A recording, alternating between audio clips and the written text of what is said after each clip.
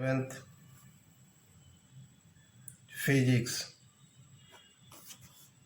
जैसे कि इसके पहले हम लोग मोशन के बारे में पढ़े हैं, मोशन इन स्ट्रेट लाइन पढ़ रहे हैं और इसमें हमने बताया है कि मैकेनिक्स का यह पार्ट है। मैकेनिक्स कितने पार्ट में पढ़ना है ये हमने बता दिया है। रेस्ट और मोशन क्या है इसके बारे में मैंने बताया है। अब हम लोग देखते हैं types of motion. Types of motion, यह मोशन जो है actually on the basis of the nature of the path followed, motion जो डिवाइड किया है, क्लासिफाइड किया गया है। फर्स्ट में है rectilinear,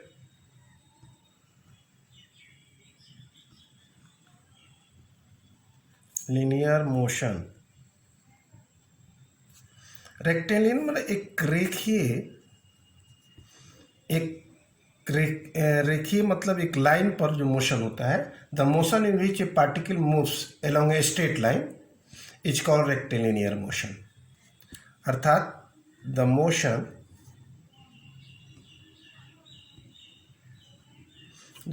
in which a particle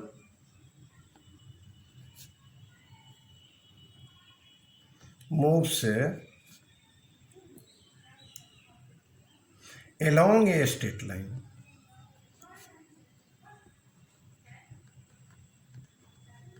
A straight line is called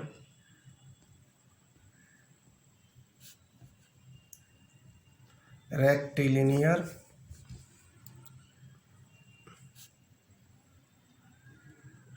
motion. Example के तौर पर motion of a sliding body in a incline plane, on a incline plane. उसी प्रकार दूसरा है सर्कुलर मोशन।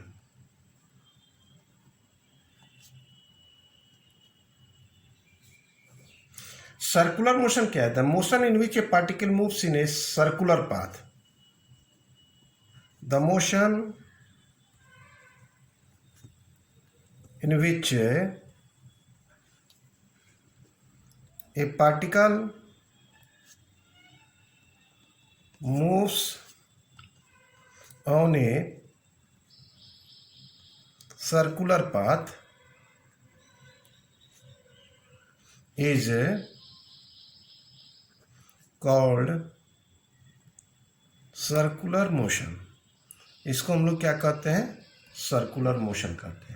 जैसे स्ट्रिंग व्हील्ड सर्कुलर, जैसे ऐसे हम लोग स्टील को किसी पत्थर के टुकड़े को बांध करके और ऐसे घुमाते हैं तो उसको हम लोग सर्कुलर मोशन कहते हैं। अब देखो, अब एक और है ऑसिलेटरी मोशन।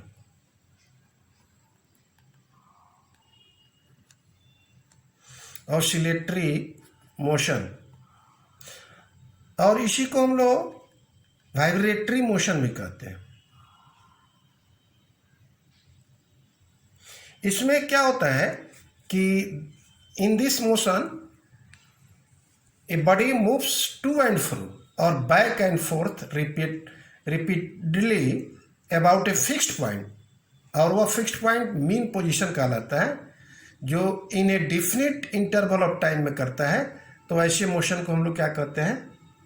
ऑसिलेटरी और वाइब्रेटरी मोशन कहते हैं। अर्थात the motion in which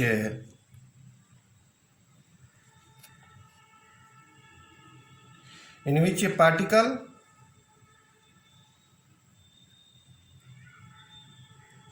particle moves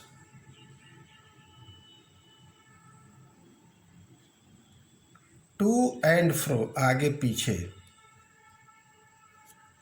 to and fro, ठीक है ना, अबाउट ए गिवन पॉइंट,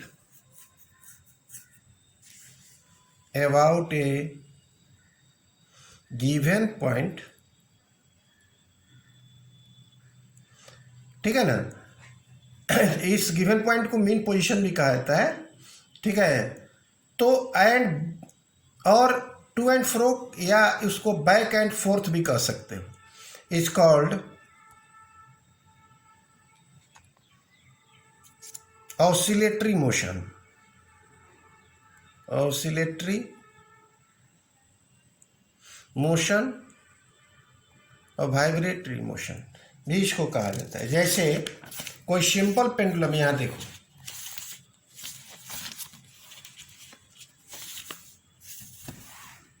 जैसे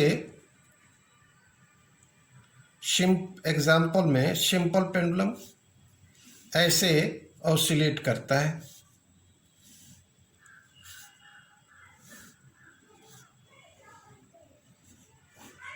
ये मेन पोजीशन इसका हो गया। इसके आगे पीछे मूव करता है तो इसके मोशन को हम लोग क्या कहेंगे, ऑसिलेटरी मोशन कहेंगे। तो सिंपल पेंडुलम का एग्जाम्पल है। अब देखिए ऑसिलेटरी मोशन में अगर एम्पलीट्यूड वेरी स्मॉल हो तो motion of the body is said to be vibratory motion. यह ध्यान रहे, इसको लिख देते हैं, if in the oscillatory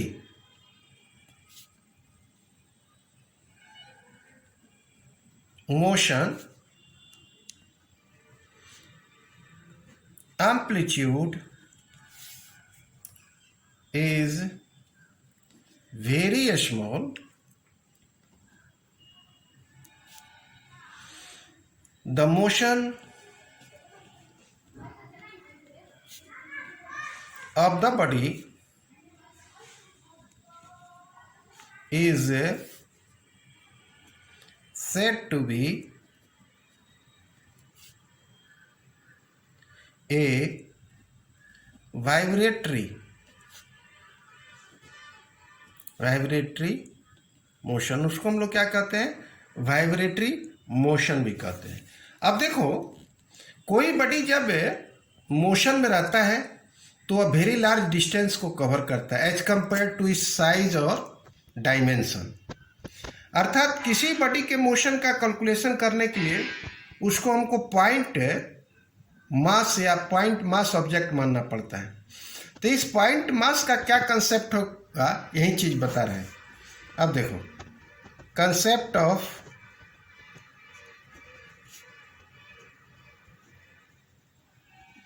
point mass object मानना पड़ता है।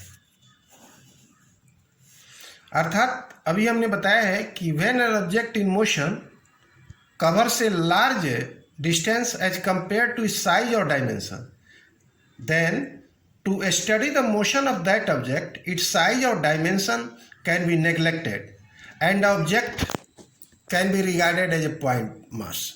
और उस ऑब्जेक्ट को हम लोग एक पॉइंट ऑब्जेक्ट के रूप में कंसीडर करते हैं। तो इसका मतलब यह हुआ